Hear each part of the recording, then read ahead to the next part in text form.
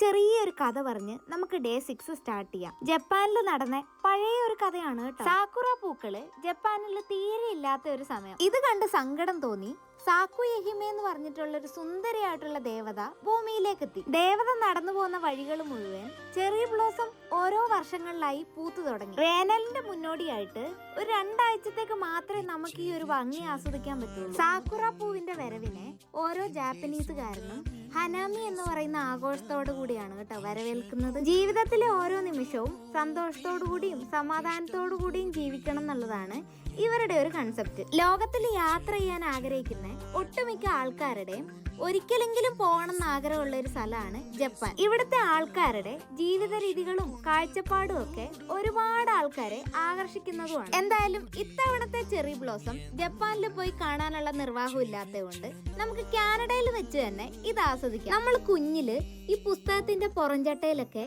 ഇതുപോലത്തെ ഓരോ പൂക്കളൊക്കെ കാണുമ്പോൾ ഇതൊക്കെ ശരിക്കും ഉള്ളതാണോ എന്ന് മനസ്സ് വിചാരിക്കാറില്ലേ?